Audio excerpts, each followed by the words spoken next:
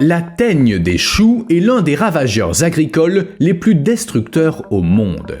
Elle se nourrit de choux de tout type, brocolis, choux-fleurs et même canola, ce qui coûte aux producteurs 4 à 5 milliards d'euros par an. De plus, lutter contre est très difficile.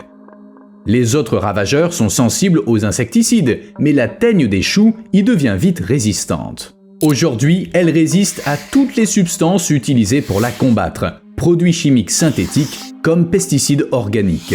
La teigne des choux s'en moque, et une seule entreprise au monde sait comment lutter contre ce parasite. La réponse est à la fois simple et compliquée. Des milliers d'insectes génétiquement modifiés seront bientôt présents dans les fermes. Mais en attendant, prenons un café.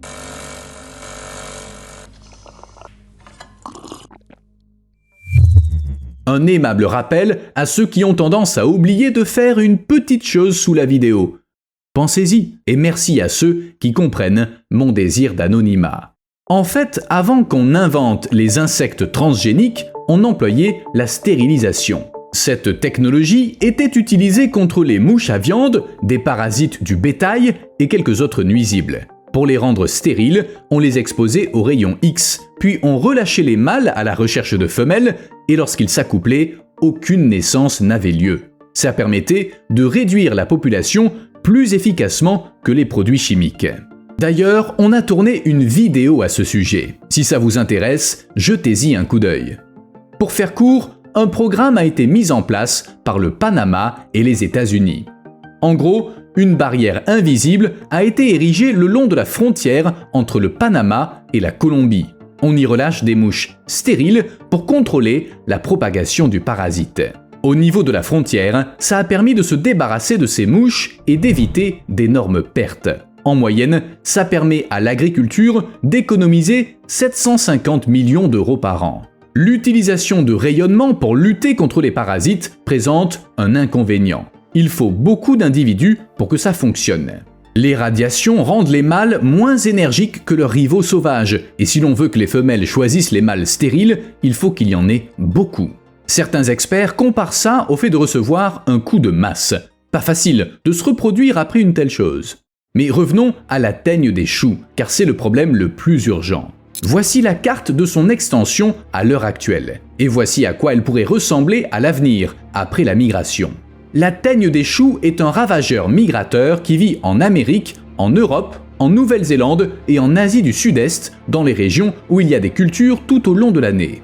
C'est à ces endroits, là où il ne fait ni trop chaud ni trop froid, que la teigne cause les plus gros problèmes et des milliards d'euros de dégâts.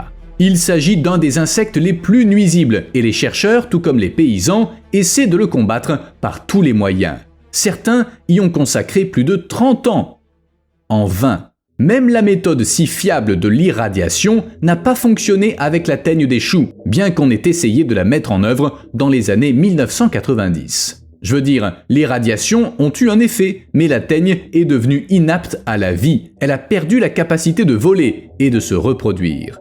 Mais le génie génétique est arrivé. En fait, il s'agit d'un outil servant à empêcher un parasite de produire une descendance normale, tout en le laissant capable de voler et de s'accoupler. Pour ça, il faut créer un insecte transgénique. On obtient ainsi le résultat souhaité. La teigne des choux se comporte comme elle le ferait à l'état sauvage, mais avec des gènes légèrement modifiés. Les chercheurs d'Oxitec ont créé un gène de létalité, dit régulateur de la tétracycline, TTAV. C'est compliqué, je sais, alors simplifions. Des scientifiques ont combiné l'ADN de la bactérie Escherichia coli et du virus de l'herpès, puis ils ont injecté ce mélange à des insectes. L'idée est que les mâles modifiés s'accouplent avec des femelles et leur transmettent le gène mortel. Ce gène empêche les descendants femelles de se développer et cause leur mort à l'état de larve, mais les mâles survivent et la moitié d'entre eux héritent du TTAV. Puis ces mâles s'accouplent avec d'autres femelles, la génération suivante de femelles meurt également et la population se réduit. Pour les besoins de l'étude, on a aussi injecté aux insectes un marqueur fluorescent. Ainsi, on peut les repérer dans la nature. En fin de compte, les teignes modifiées n'auront plus personne avec qui s'accoupler. Leur population diminuera et elles disparaîtront en quelques générations seulement. Au fait, si le nom Oxitec vous semble familier, c'est normal, cette même société élève des moustiques transgéniques pour lutter contre le paludisme et la dengue. On a aussi fait une vidéo à ce sujet. L'idée d'utiliser des insectes transgéniques pour lutter contre les maladies existe depuis longtemps. Mais maintenant, le temps est arrivé d'utiliser le génie génétique pour lutter contre les ravageurs agricoles. Oh, voici un autre fait intéressant. Le communiqué de presse d'Oxitec ne mentionne pas que les insectes sont génétiquement modifiés. Peut-être parce que les gens ont tendance à avoir peur de ce terme. Quoi qu'il en soit, l'entreprise utilise le même terme que pour leurs moustiques transgéniques, à savoir amicaux. Bon, si on résumait, la teigne des choux développe rapidement une résistance aux insecticides et à tout ce que l'on invente d'autre pour la tuer. Des mâles transgéniques pourraient contribuer à maintenir ces méthodes efficaces, même celles que l'espèce a appris à ignorer. Comment ? C'est facile, les mâles modifiés nés en labo n'ont pas pu développer de résistance, ils ne pourront donc pas la transmettre. Et c'est efficace? Les résultats sont très prometteurs. En 2015, une étude en serre a montré que les teignes modifiées pouvaient éliminer une population en seulement 3 générations. En 2017, les tests de terrain ont commencé. Et pas n'importe où, mais dans l'État de New York, à la station de recherche agricole de Geneva. Cette station est gérée par l'université de Cornell. On a relâché là entre 1000 et 2500 mâles en silos, puis on a capturé à nouveau quelques teignes pour s'assurer qu'elles avaient survécu. Les scientifiques ont utilisé la méthode marquage, lâcher, recapture, employée depuis longtemps pour étudier les insectes. Des pièges ont été installés dans un champ et comme les teignes modifiées étaient marquées, il a été facile de les retrouver. Enfin, relativement.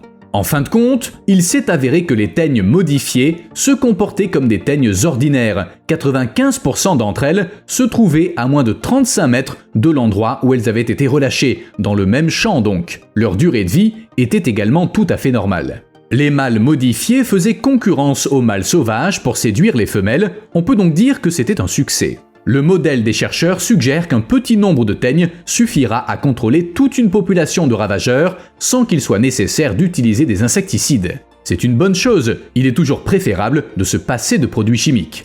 Par ailleurs, ces teignes modifiées ont déjà été testées en serre au Royaume-Uni et aux États-Unis. L'utilisation d'insectes sur le terrain est une étape importante, car ils doivent ainsi faire face aux conditions météo et aux prédateurs. Dans l'ensemble, la recherche s'est bien déroulée, exception faite des problèmes de terrain habituels comme la collecte sous la pluie et dans la boue. Mais le plus beau bien sûr, c'est de savoir qu'on pourra se passer de pesticides et autres produits toxiques. C'est le principal avantage de ces teignes. Leur impact est limité à une seule espèce, car les insectes modifiés ne s'accouplent qu'entre eux. Modifiés ou non d'ailleurs, puisqu'on parle d'insectes et qu'ils ne pratiquent pas l'accouplement interespèces. Quant aux pesticides, ils affectent l'environnement, les humains et tous ceux avec quoi ils entrent en contact. Aujourd'hui, Oxitec espère obtenir l'autorisation de vendre ces teignes aux agriculteurs américains tout en soulignant qu'il ne s'agit pas d'une panacée. Il s'agit simplement d'un outil qui vient en complément d'autres méthodes. Bien sûr, comme toute idée, celle-ci a aussi ses détracteurs. La dissémination d'insectes modifiés, qu'il s'agisse de moustiques ou de teignes, fait l'objet de critiques. La décision de l'USDA d'autoriser les essais en plein champ a suscité des centaines de commentaires, souvent brefs mais furieux. Interdisez-les, les conséquences sont inconnues et pourraient être dangereuses pour le monde entier, était la réponse type à cette initiative.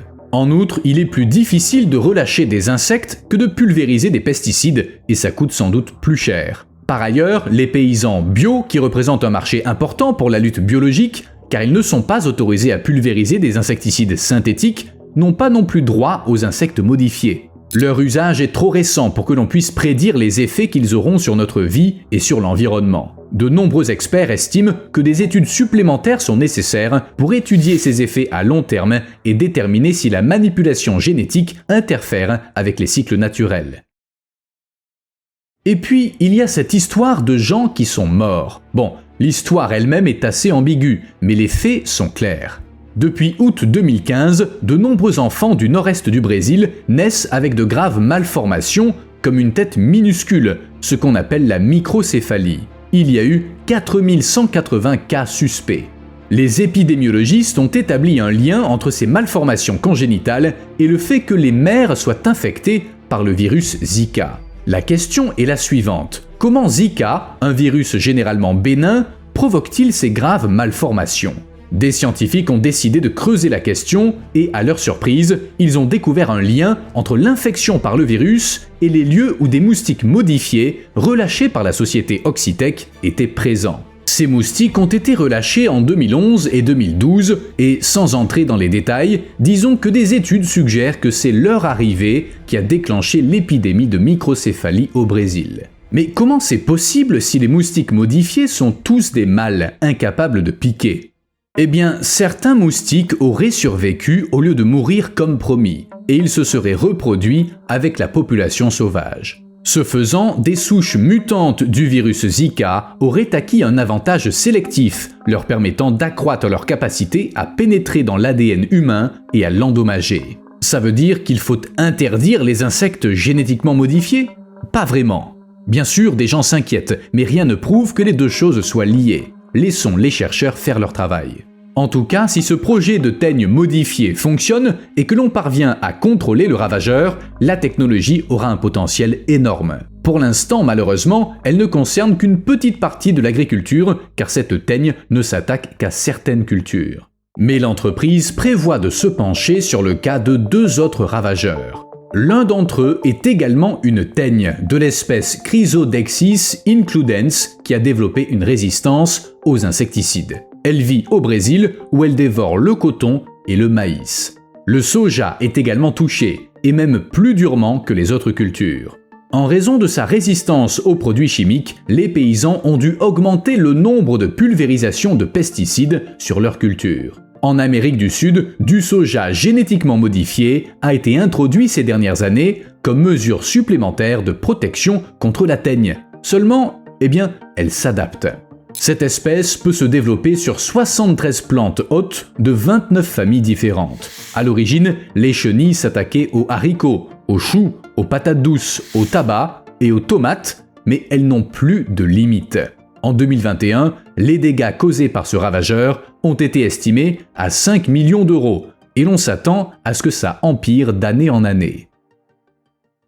Un autre ravageur est la chenille légionnaire d'automne, encore plus vorace et qui se propage rapidement en Afrique, à une vitesse choquante. 21 pays ont signalé la présence de ce parasite en seulement 16 mois. Au Rwanda, par exemple, le ravageur a été observé pour la première fois en février 2016.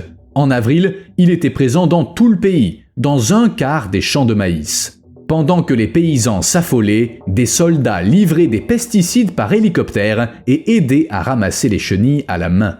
Il est apparu que la chenille pouvait non seulement détruire le maïs, la principale culture vivrière, mais aussi s'attaquer à la quasi-totalité des autres cultures africaines. Rien qu'avec le maïs, elle pourrait causer des dommages de près de 3 milliards d'euros par an. Non seulement elle est vorace, mais le papillon adulte peut parcourir des centaines de kilomètres en une nuit grâce au vent de haute altitude pour trouver un endroit où pondre. Puis de nouvelles chenilles émergent et elles dévorent tout ce qu'elles voient. Au Brésil, les paysans dépensent 565 millions d'euros par an pour lutter contre ce ravageur. En résumé, la situation est grave et le seul moyen d'arrêter la propagation de la chenille légionnaire est de modifier ses gènes.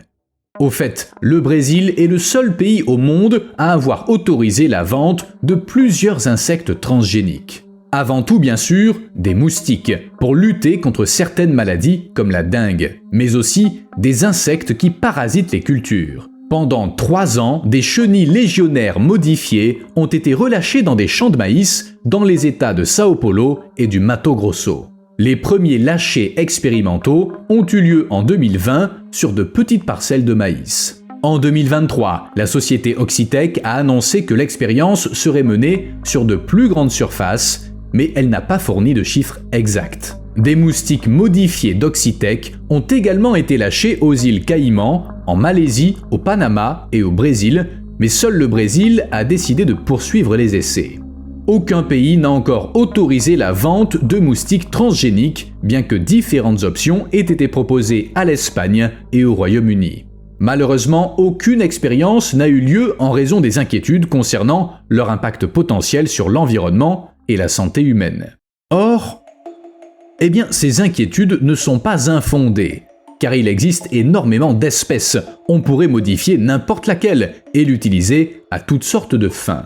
Par exemple, un programme américain prévoit de créer des insectes porteurs de virus qui, libérés en grande quantité, pourraient aider les cultures à lutter contre les parasites, mais aussi la sécheresse ou la pollution. Comment ? C'est simple. Ces insectes, des pucerons ou des aleraudes, seront modifiés de manière à pouvoir transmettre des virus aux cultures. Via ces virus, on transmettra certains gènes aux plantes pour les aider à lutter contre divers ravageurs. Le programme Alliés Insectes, prévu sur 4 ans et soutenu à hauteur de 43 millions d'euros, a été lancé en 2016. Vous n'en avez pas entendu parler. C'est normal, tout s'est fait discrètement. Et peut-être pas sans raison, car des chercheurs européens évoquent un scénario beaucoup plus sombre. Si cette technologie fonctionne, elle pourra servir à propager des maladies aux cultures et détruire des récoltes entières. Soie de Kevlar. Vous savez déjà que la soie d'araignée possède des propriétés uniques. Elle est résistante à la déchirure et incroyablement solide. Mais vous ignorez peut-être à quel point, alors sachez qu'elle est 6 fois plus résistante que le Kevlar, dont on fait les gilets pare-balles. Pourtant, il est impossible d'amener les araignées à produire de la soie à l'échelle industrielle. D'une part, elles sont sujettes au cannibalisme, ce qui rend difficile leur reproduction en grand nombre. D'autre part, elles ne produisent que la quantité de soie dont elles ont besoin pour tisser leur toile et attraper leur proie. Alors que faire si on a besoin de beaucoup de soie, mais que les araignées ne sont pas disposées à en fabriquer ? C'est simple, modifier d'autres insectes. Des vers à soie par exemple. Après tout, le lien est évident, ils produisent également de la soie, mais moins résistante. Alors, des scientifiques envisagent de leur transférer les gènes des protéines de la soie d'araignée. Bref, ils vont leur accorder une toute nouvelle capacité. Au cours des recherches, certains résultats ont été obtenus. La modification a permis aux vers de produire des fibres de soie d'araignée résistantes, souples et biodégradables. Bien que ces fibres soient moins élastiques et résistantes que la soie d'araignée naturelle, elles possèdent de meilleures propriétés mécaniques. Ce matériau pourrait être utilisé à l'avenir pour des sutures médicales, des bandages et même des gilets pare-balles. Qui sait, peut-être même dans la construction de véhicules. Ce type de soie pourrait également devenir un substitut écologique aux matières synthétiques comme le polyester et le nylon qui polluent l'environnement avec des microplastiques. Super abeille. Le printemps 2008 s'est avéré être une période difficile pour les abeilles en Europe. Entre avril et mai, lorsque la saison des semis de maïs a commencé en Allemagne, les apiculteurs du Rhin supérieur n'ont pu que constater la mort de leurs colonies. On parle de millions d'abeilles. La France, les Pays-Bas et l'Italie ont également connu des pertes, mais en Allemagne, c'était un véritable cauchemar. Le gouvernement a même installé des poubelles le long des routes pour que les apiculteurs puissent se débarrasser de leurs ruches. Et le responsable était l'empoisonnement par les pesticides. Des études ont montré que le coupable était une substance hautement toxique appelée clothianidine, un pesticide utilisé pour lutter contre la chrysomèle des racines du maïs. Mais en plus de protéger les plantes, il a fait des ravages dans le système nerveux de nombreux insectes, dont les abeilles.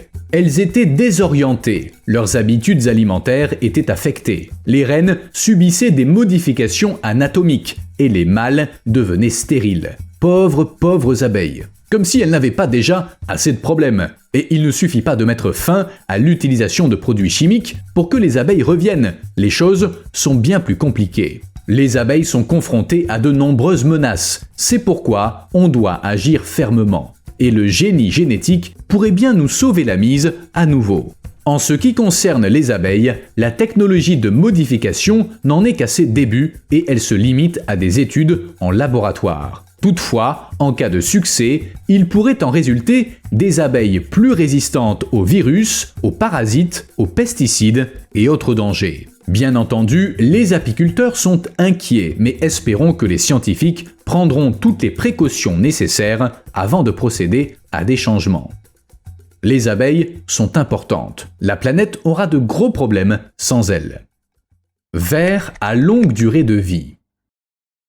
Récemment, une étude a été publiée sur des vers qui pourraient nous aider à comprendre les mécanismes du vieillissement. Des scientifiques ont modifié des nématodes pour qu'ils puissent transformer la lumière en énergie cellulaire, ce qui a prolongé leur durée de vie. En d'autres termes, si on pouvait apprendre à contrôler les processus énergétiques dans les cellules humaines, on pourrait ralentir le vieillissement. Peut-être même ne plus vieillir du tout. Il peut sembler, ridicule de comparer des vers et des humains. Toutefois, un physiologiste du centre médical de l'Université de Rochester à New York souligne que ces recherches pourraient nous aider à vivre plus longtemps.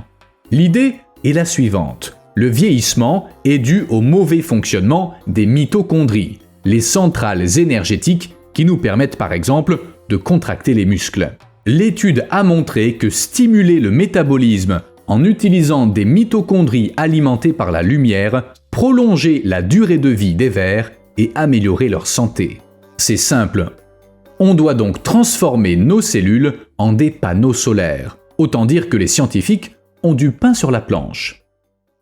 Mouches à ordures. Quelles autres surprises nous réservent les insectes transgéniques ? Certains apprennent à manger des déchets. Des scientifiques australiens ont modifié des mouches soldats pour qu'elles décomposent plus efficacement les déchets organiques. Il faut savoir que ces mouches sont déjà utilisées pour l'élimination des déchets alimentaires. Mais pourquoi les modifier ? Ces mouches sont assez difficiles et ces modifications génétiques permettront à leurs larves de consommer une plus grande variété de déchets. Au fait, c'est un problème très sérieux. 1 milliard de tonnes de déchets alimentaires sont produits chaque année et personne ne s'en occupe mieux que les mouches.